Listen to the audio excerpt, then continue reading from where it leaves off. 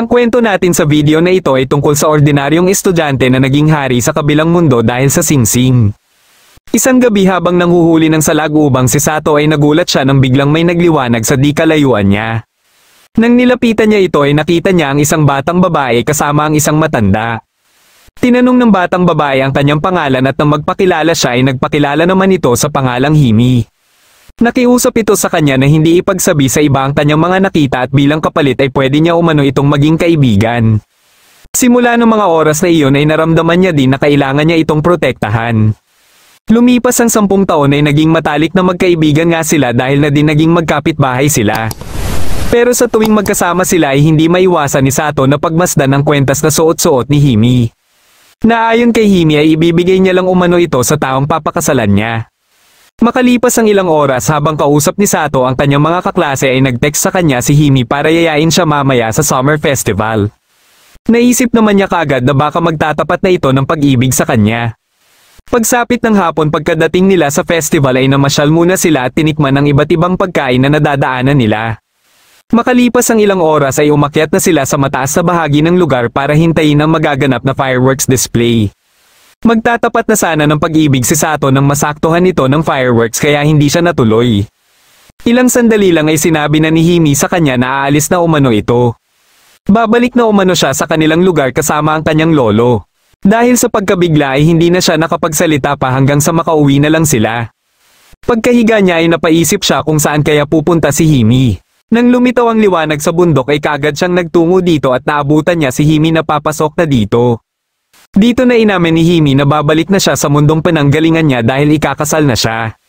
Dahil ayaw ni Sato na mahiwalay kay Himi ay nagpasya siya na pumasok din dito. Napunta siya sa No Kanakita Kingdom o sa kaharian nila Himi at saktong naabutan niya ang seremonya ng kasal. Nang tinawag niya si Himi ay bigla namang dumating dito ang isang abyss monster. Matapos nitong mapuruhan ng lolo ni Himi na si Alabaster ay sinabihan nito si Himi na ibigay na sa prinsipe na si Mars ang singsing. Ngunit biglang hinalikan ni Himi si Sato dahilan kaya napunta din kay Sato ang isang singsing. Dahil dito ay nagpasya din kaagad si Mars na ibigay kay Sato ang kanyang espada. Sa tulong ng kapangyarihan ng singsing o mas kilala sa tawag na Ring of Light ay madali lang nailigpit ni Sato ang halimaw. Ngunit kaagad din siyang nawala ng malay dahil sa dami ng enerhiya ang nawala sa kanya. Nang magkamalay siya ay ipinaliwanag na sa kanya ni Himi ang lahat. Ayaw pala nito na may kasal sa hindi nito kilala kaya nang makita siya ay hindi na ito nagdalawang isip na ipagkaloob sa kanya ang Ring of Light. Nababahala naman ang ibang elder ng No Kanateka dahil baka magalit ang ama ni Mars o ang emperor ng Gisaras Empire kung malaman nito ang mga nangyari. Pagkadating ni Alabaster ay ipinakilala na nito sa mga mamamayan si Sato. Dahil wala nang magagawa pa si Sato sa kasalukuyan niyang sitwasyon ay ipinangako niya na lang na proprotektahan niya ang Arneles bilang bagong bayani nila. Ngunit pagsapit ng gabi ay may umatake na naman ng mga halimaw pero sa pagkakataon na ito ay kasama na ang namumuno sa mga ito. Bago ito harapin ni Sato ay ipinaliwanag muna sa kanya ni Alabaster ang mga dapat niyang malaman tungkol sa kapangyarihan ng Ring of Light. Habang nilalabanan niya na ang mga halimaw ay nagtaka siya na hindi siya kaagad nanghina. Ayon naman kay Alabaster ay dahil umano ito sa tibay ng kanilang samahan ni Himi bilang mag-asawa. Ilang sandali lang ay nagpakita na sa kanila ang namumuno sa mga halimaw na tinawag ni Alabaster na Abyss King Knight. Kaagad itong sinugod ni Sato ngunit madali lang siyang napabagsak nito. Nagpasya si Alabaster na umatras muna sila dahil alam niya na hindi pa ito makakayang talunin ni Sato. Sinundan din sila kaagad ng mga halimaw pero nagawa itong mapigilan ni Alabaster. Nang magpapatuloy na sana sila ay nakita nila ang Abyss King Knight na papalapit na sa kanila. Buti na lang ay dumating dito si Mars para iligtas sila. Dahil dito ay nagkaroon sila ng pagkakataon na makatakas at gamit ang karwahe na inihanda ni Mars ay umalis muna sila ng palasyo kasama si Himi. Dito na din ito ipinaliwanag kay Sato kung bakit hindi pa niya makakaya na matalo ang isang Abyss King Knight sa kasalukuyan niyang taglay na kapangyarihan. Para mapalabas niya ang buo niyang kapangyarihan ay kakailanganin niya muna na makuha ang 4 pa na singsing. Ibig sabihin ay may 4 na prinsesa pa siyang dapat pakasalan. Nang may madaanan silang inay dito muna sila nagpalipas ng gabi. Para mas maintindihan ni Sato ang tungkulin ng isang Ring King ay ikwento na din sa kanya ni Alabaster kung paano nagsimula ang lahat. Nung mga panahon na nanaig ang kasamaan ng Abyss King ay gumawa ang Ring King ng 5 singsing at ito ay ang Rings of Light, Fire, Water, Wind at Earth. Gamit ang mga ito ay nagawa niya na matalo at maiselyo ang Abyss King.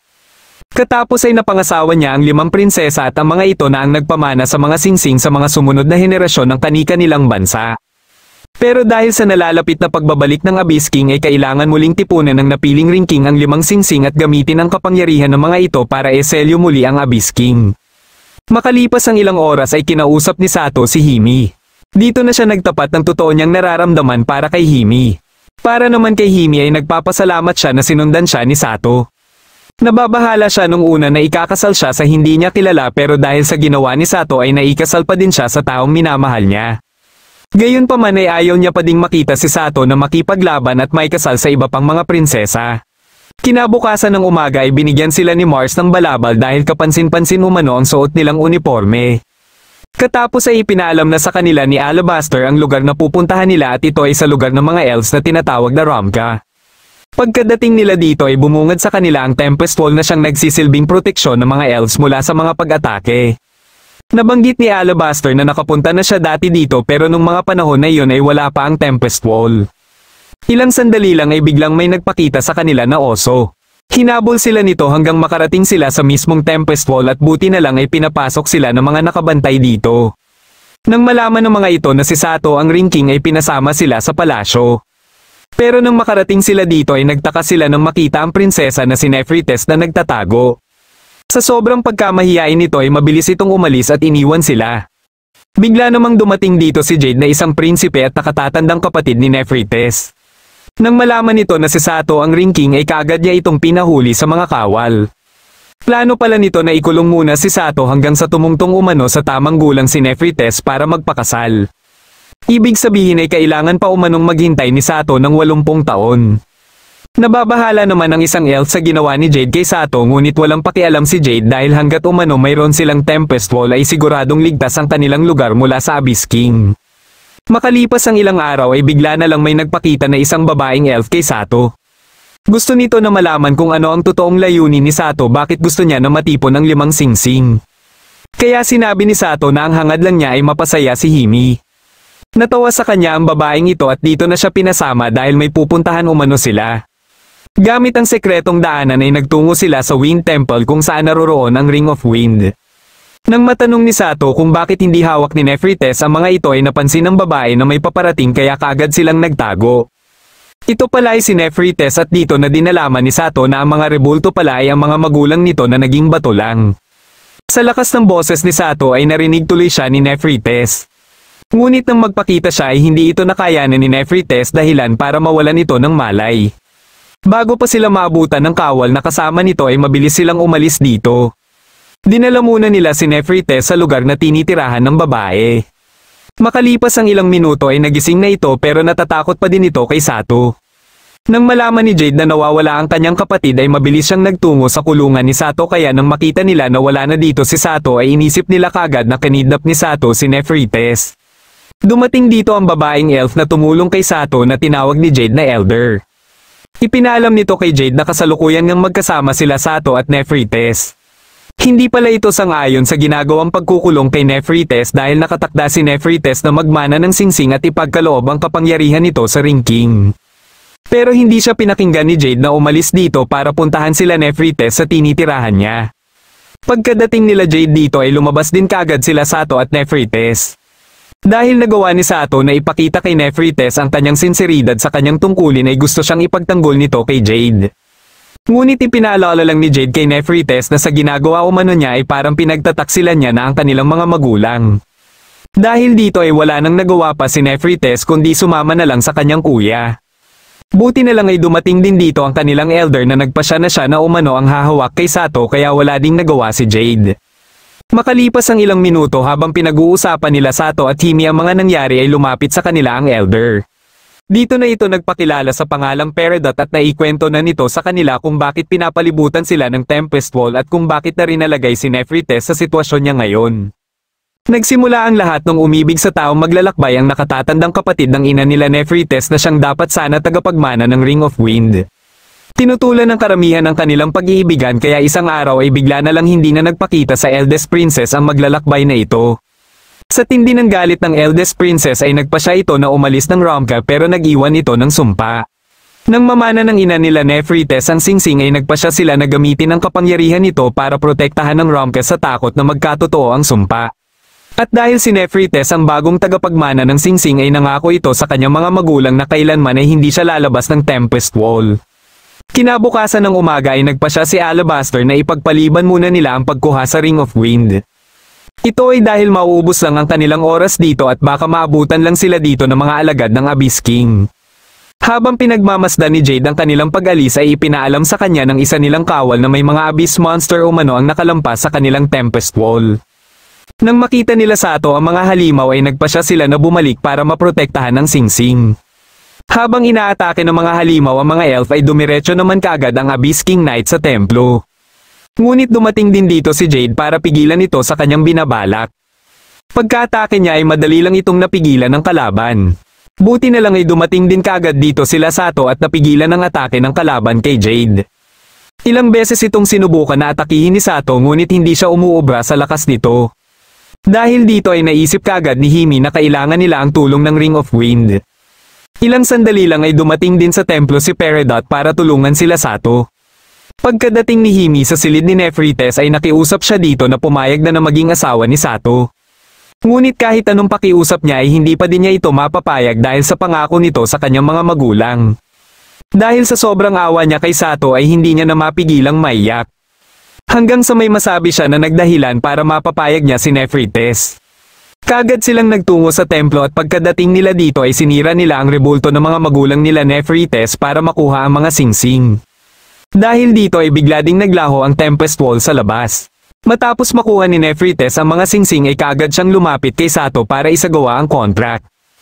Katapos ay ginamit nila ang kapangyarihan ng singsing para atakihin ang mga halimaw na nasa labas. Dahil din sa kapangyarihan ng Ring of Wind ay nagagawa na ni Sato na manipulahin ang hangin kaya hindi na umuubra sa kanya ang atake ng kalaban. Matapos niyang mabasag ang maskara nito ay muli na naman siyang nawala ng malay. Nang magkamalay siya ay may pumasok na babae na hindi niya kilala. Ito pala ang nakatatandang kapatid ng ina nila Nephrites na si Smaragdi. Dahil walang matandaan si Sato ay sinabi na lang ni Peridot na ito umano ang nakalaban niya kanina. Katapos ay iniabot sa kanya ang Black Ring of Wind na siya palang nagkontrol dito. Dito na din nagsimulang ikwento ni Smaragdi kung paano niya nakuha ang singsing na ito. Ito ay nung mga panahon na punong-puno pa ng galit ang kanyang puso matapos siyang umalis ng Ramka. Sinamantala ng singsing ang kahinaan niya kaya madali siyang naakit nito. Dito na nila nalaman na ang mga Black Ring pala ang ginagamit ng Abyss King para gawing mga alagad niya. Sa pamamagitan nito ay malaya nang nakakaatake ang mga halimaw sa mga tao at sa ibang lahi. Makalipas ang ilang oras ay kinausap ni Smaragdi si Alabaster para tanungin ang tungkol sa kanyang iniibig. Ipinakita ni Alabaster ang kwentas na siyang ibinigay ni Smaragdi sa maglalakbay.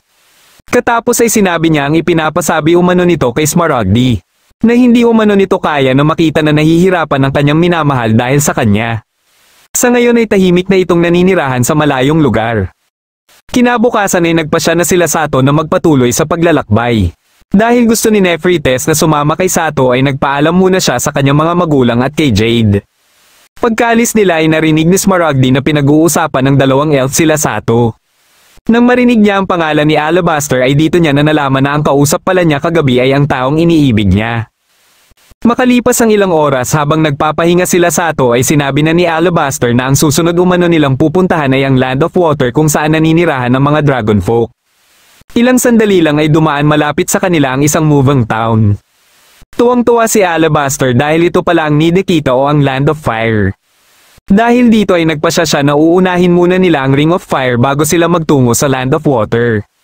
Napansin naman ni Sato na parang nalungkot si Mars sa naging desisyon ni Alabaster kaya naisip niya na baka may gusto din itong bisitahin sa Land of Water. Pagkasakay nila ay namangha sila nang makita ang pamilihan at ang mga taong pusa na siyang mga residente ng Land of Fire. Nang mag-uumpisa na sana sila para magtanong sa kinaroroonan ng prinsesa ay dito na nila napansin na wala na pala sa tabi nila sila Himi at Nephrites.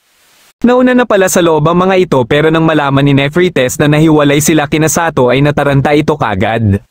Dahil dito ay napansin sila ng mga taong pusa kaya iminungkahi nila na magtungo na lang umano sila sa arena dahil ito ang pinakamalaking landmark dito. Nang magtanong-tanong na sila Sato sa mga taong pusa ay naisip kagad ng mga ito na susubok din sila na ligawan ng prinsesa kaya dinala din sila ng mga ito sa arena. Habang naghihintay na sa labas ng arena sila Himi ay nakita nila ang isang lalaki na inihagis palabas dahil natalo pala ito sa prinsesa. Ilang sandali lang ay dumating na din dito sila Sato kaya ipinaalam ni Himi sa kanya ang nakita nito. Pagkapasok nila ng arena ay naabutan nila ang prinsesa na si Grand Art na nakikipaglaban sa isa sa manliligaw nito. Matapos nitong talunin ang kanyang kalaban ay napansin kaagad nito ang mga singsing kay Sato. Dahil dito ay ipinaalala nito kay Sato na kung gusto niya umano itong mapangasawa ay dapat mas malakas siya dito. Bigla itong sumugod at dahil hindi ito inaasahan ni Sato ay napuruhan siya dahilan para bumagsak siya kaagad. Bagamat na dismaya sa kanya si Grand Art ay pwede umano siyang bumalik sa ibang araw para sumubok ulit. Makalipas ang ilang oras nang maging maayos na ang kanyang pakiramdam ay nagsanay siya kaagad kasama si Mars. Hindi niya masabayan si Mars dahil sa laki ng agwat ng kanilang karanasan sa paghawak ng espada. Habang kumakain na sila ay inamin din ni Alabaster na mahihirapan talaga siya na talunin si Grand Art kung sa labanan sa espada lang ang pagbabasehan. Para manalo siya ay kailangan niyang gamitin ang kapangyarihan ng mga singsing. Kinabukasan ay pumunta siya sa arena para manood sa mga laban. Hindi niya maiwasan na mamangha dahil sobrang bilis lang tinatalo ni Grand Art ang kanyang mga manliligaw. Alam niya na malayo pa ang agwat niya dito kaya paulit-ulit silang nagsanay ni Mars. Hanggang isang araw ay napansin na ni Mars na nagagawa niya ng makipagsabayan. Gayunpaman ay aminado pa rin ito na hindi pa niya matatalo si Grand Art. Ito ay dahil siguradong hindi aatake ng diretso si Grand Art na katulad sa ginagawa niya.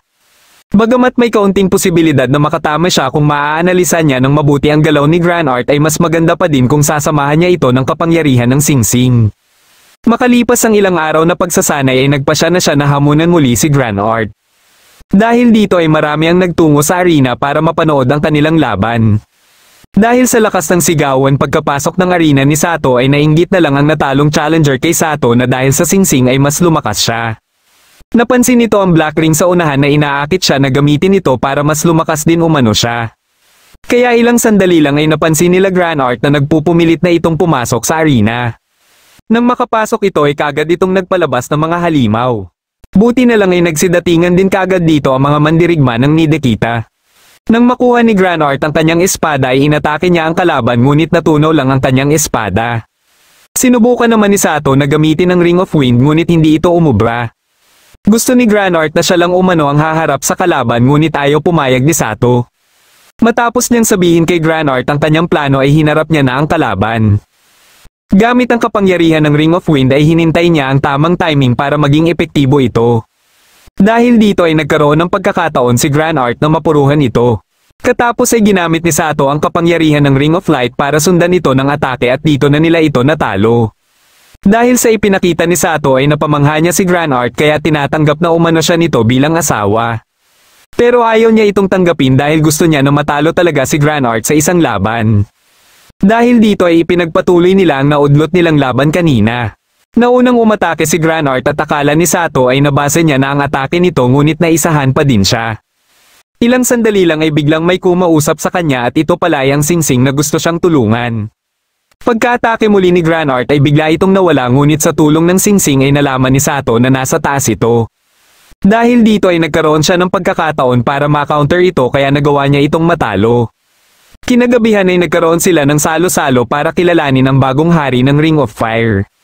Sinamantala na din ni Grand Art ang pagkakataon na ito para sabihin kay Sato na napamangha siya sa ginawa nito para talunin siya. Ito umano ang resulta dahil hindi kaagad sumuko si Sato na makuha ang ninanais niya.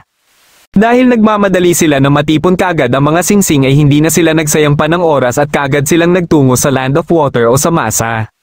Makalipas ang ilang minuto pagkadating nila dito ay napansin ni Sato na hindi na nila kasama si Mars. Ilang sandali lang ay may lumapit na babae kay Sato. Matapos nitong makumpirma na siya ang Ring King ay bigla na lang siyang hinalikan nito at nadagdag sa kanya ang isang singsing. Dito na ito nagpakilala sa pangalang Zephyr na siya palang prinsesa ng Masa. Ibig sabihin umano ay si Sato na ngayon ang bagong hari ng Masa at kailangan niyang pamunuan ng maayos ang kanilang lugar. Dumating dito ang kinatawan ng imperyo at nang sinabi ni Zephyr na mag-asawa na sila ng Ring King ay pinasama na din ito sila Sato. Habang nasa biyahe sila ay nakita nila ang mga kawal ng imperyo na nakakalat sa lugar. Dito lang nalaman ni Sato na ang lalaki pala na sumundo kay Zephyr ay ang first prince ng imperyo at kapatid ni Mars na si Sluther. Sa ngayon ay ang mga ito ang nagsisilbing bantay ng masa para maprotektahan umano sila sa Abyss King, pero para kay Zephyr ay isa lang itong pagkukunwari. Pagkadating nila ng palasyo ay narinig nila ang malakas na ingay na ayon kay Zephyr ay isa itong halimaw. Biglang umatake kay Sato ang isang halimaw, pero mabilis na nakakilos si Sato para iligpit ito gamit ang kapangyarihan ng kanyang mga singsing. Dahil sa ipinakita niya ay nakita ni Zephyr sa kanya ang pag-asa. Kahit si Sluther ay namangha din sa kapangyarihan ng mga singsing. Nang makaharap nila ang ama ni Zephyr ay nakilala din nila si Vixen na isang Palace Oracle, at bawat hula nito ay nagkakatotoo dahilan para maging sunod-sunuran sa kanya ang ama nila Zephyr. At dahil nagkatotoo ang hula nito na makukuha ng Ring King ang Ring of Water, ay susunod na umano ang pagbagsak ng masa, kaya sinisisi nito si Sato kung bakit pumunta pa umano siya dito. Nang inihahatid na ni Zephyr sila Sato sa kanilang silid ay nakilala nila si Zephyr na siya namang kambal ni Zephyr. Habang nag-uusap silang dalawa sa naging desisyon ni Zephyr ay hindi na napigilan ni Mars na kausapin si Zephyra. Ito pala ang importanteng tao na gusto niyang makita dito. Ngunit parang ayaw siya makita ni Zephyra kaya mabilis itong umalis. Nalaman nila Sato mula kay Zephyr na nag-iibigan pala dati ang mga ito. Nagsimula ito nung sinubukan ng imperyo na sakupin ang masa. Pero dahil napagtanto ng imperyo na hindi nila magagawa ang kanilang gusto ay nagpadala na lang sila ng kinatawan para pagtibayin ang relasyon ng dalawang nasyon. Ipinadala nila si Mars at ilang araw lang ang makalipas ay naging malapit na sila ni Zephyra. Hanggang dumating ang araw ng pinauwi ng imperyo si Mars. Makalipas ang ilang buwan ay sumulat siya kay Zephyra para ipaalam na siya ang napili para maging Ring King. Sa pamamagitan nito ay matutupad na ang kanilang mga plano dahil isa din si Zephyra na pwedeng magmana ng Ring of Water. Ngunit nalaman na lang nila na inabandona pala ni Mars ang tungkulin bilang Ring King na labis ikinalungkot ni Zephyra. Ilang araw lang ang makalipas ay dito na dumating ang Oracle. Dahil sa mga nangyayari sa masa ay may hinala si Zephyr na may koneksyon ito sa imperyo. Kaya naghahanap siya ngayon ng ebidensya para patunayan ito. Nang maabutan ni Mars si Zephyra ay sinubukan niyang magpaliwanag at nilinaw niya na mahal niya pa din ito. Ngunit kahit anong sabihin niya ay hindi pa din matanggap ni Zephyra ang kanyang ginawa. Inutusan naman ni Vixen ang kanyang mga assassin para iligpit si Sato, ngunit hindi sila nagtagumpay. Kinabukasan ng umaga ay sinubukan muli nila na iligpit si Sato, ngunit hindi pa din sila nagtagumpay dahil nakabantay naman si Alabaster.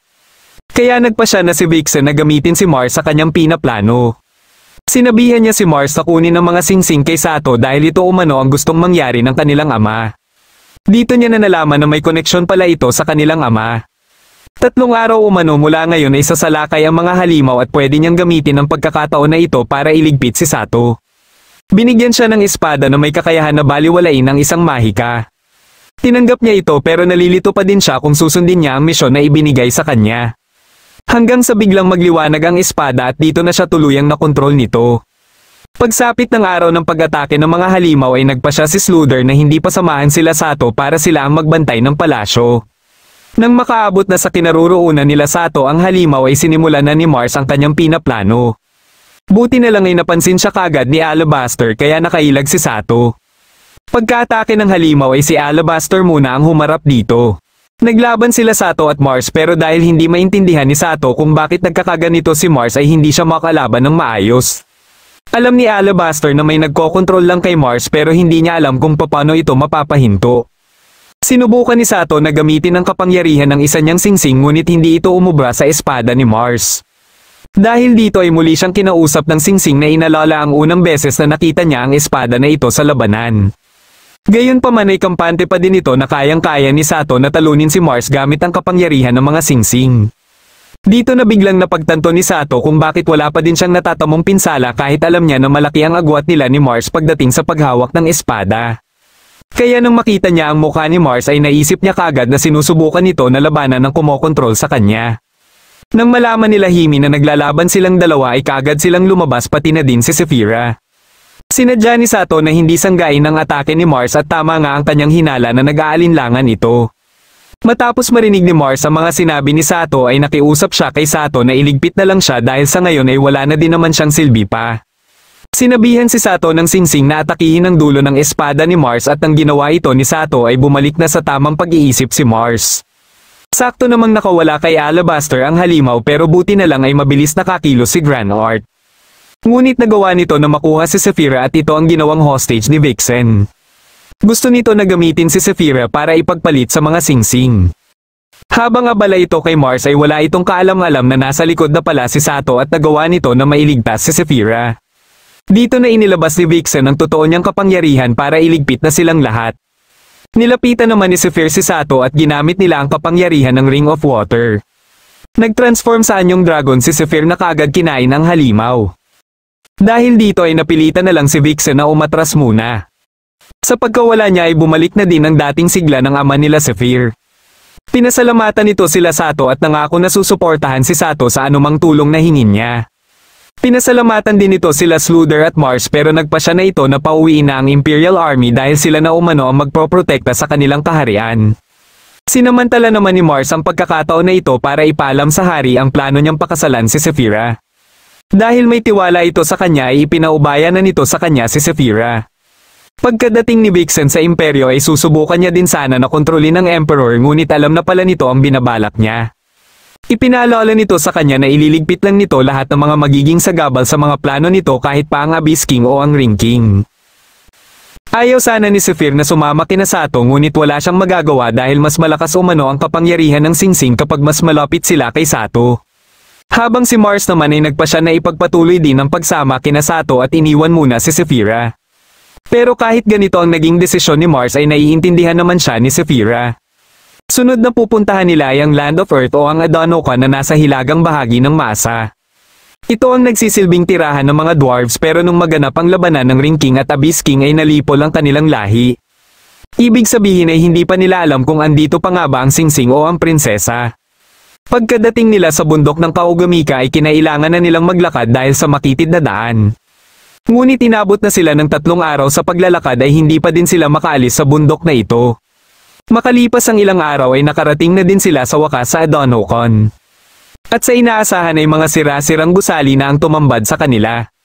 Nagpatuloy sila sa paglalakad hanggang sa makarating sila sa palasyo. Nakita nila dito ang isang sorcerer unit na ayon kay Alabaster ay pinapagana ito gamit ang magic powder. Ngunit ilang sandali lang ay nagulat na lang sila nang bigla itong bumangon. Suot pala nito ang isang black ring kaya hindi makapaniwala si Alabaster na nakokontrol din pala ng Abyss King kahit ang mga sorcerer unit. Paulit-ulit nitong tinatanong kung bakit umano ang Land of Earth lang ang nalipol. Gusto nito na pati ang Land of Light at iba pa ay kasama din dapat na masawi. Gamit ang kapangyarihan ng black ring ay lumikha ito ng pader para mahiwalay si Sato kina Alabaster. Nilabanan nito ni Sato at buti na lang ay mabilis na nasira ni Alabaster ang pader. Dito na ginamit ni Sato ang kapangyarihan ng Ring of Light. Sinubukan pa siyang pigilan ng kalaban ngunit hindi na ito umubra. Ilang sandali lang ay bigla na lang naglaho ang Black Ring gayon din ang iba pa na hawak ni Alabaster at ng Emperor. Matapos itong makuha lahat ng Abyss King ay nagpadala na ito ng mga halimaw sa kinaroroonan nila Sato. Minabuti nila na umalis muna dito ngunit pagkalabas nila ay nakaabang na pala sa kanila ang mas marami pang mga halimaw. Sinabihan ni Sato si Zephyr na mag-transform ulit sa anyong dragon ngunit dahil halos walang tubig dito ay hindi umano ito kayang gawin ni Zephyr. Dahil dito ay wala na silang ibang magagawa pa kundi labanan na lang ang mga ito. Bagamat natatalo nila ang ibang halimaw ay mas lalo lang dumadami ang mga ito. Sinubukan nilang lumayo muna ngunit sinalubong naman sila ng napakaraming halimaw. Dito na napasabi si Alabaster na tuluyan ang nagbalik ang Abyss King. Dahil hindi pa nakukumpleto ang mga singsing ay alam niya na walang pag-asa si Sato na matalo ito. Iminungkahi ni Sato na umalis muna sila dito pero alam ni Alabaster na kahit saan sila magpunta ay siguradong mahahanap pa din sila ng Abyss King. Kaya ang tanging paraan lang na naiisip niya ngayon ay dalhin sila sa ibang mundo para siguradong hindi mapapasakamay ng Abyss King ang mga singsing. Nagpasya naman si Mars na magpaiwan din para may makakatulong siya habang binubuksan niya ang gate. Ilang sandali lang ay nagawa niya nang mabuksan ang gate at matagumpay na na-teleport sila Sato sa ibang mundo. Pagkadating nila Sato sa kanilang mundo ay hindi siya makapaniwala na makakabalik pa pala siya dito. Tumira muna ang mga chika babes sa inuupahan nila Himi. Ngunit dahil walang maisuot ang iba sa kanila ay nagpasya sila na mamili ng mga damit. Iniisip na lang ng ibang customer na may pupuntahan silang event dahil sa kanilang hitsura. Habang kumakain sila ay napag-usapan nila kung ano na ang susunod nilang magiging hakbang. Alam nila na mahihirapan na sila na makabalik dahil wala man lang kahit kaunting bakas kung saan sila na-teleport. Ayon kay Zephyr na mas madali sana ikonekta ang mundo na kinaroroonan nila sa kanilang mundo kung may mahanap sila na kahit kaunting bakas lang ng mahika. At ito ngayon ang dapat nilang hanapin para makabalik na sila. Kinagabihan ay tinanong ni Sato si Himi kung saan siya kumuha ng pera pambili ng mga damit at pagkain nila. Dito lang sinabi ni Himi na may iniwan umanong sulat at pera si Alabaster sakaling hindi sila magtagumpay. Ngunit nakalagay din sa sulat na iniwan nito na gusto nito na kalimutan niya na din ang Arneles at mamuhay na ng tahimik sa mundong ito. Sakto namang matatapos na din ang kanilang summer break kaya nagawa pa nila na makapasok muli sa eskwelahan. Pero tuwing gabi ay binabalikan ni Sato ang pinagbagsakan nila sa pagbabaka sakali na may makikita siyang bakas ng mahika. Hindi niya inaasahan na sinundan pala siya ni Himi at alam din nito na parati siyang nagpupunta dito tuwing gabi. Dito na ipinaalala nito sa kanya ang mga huling sinabi ni Alabaster bago sila ma-teleport at ito ay pakawala na ang mga prinsesa sa kanilang kapalaran sa mga singsing. Ilang sandali lang ay bigla na lang nagliwanag ang shrine dito at nagulat sila na may nilalaman pala itong babae. Sinabihan nito si Sato na matagal na umano siyang hinihintay nito.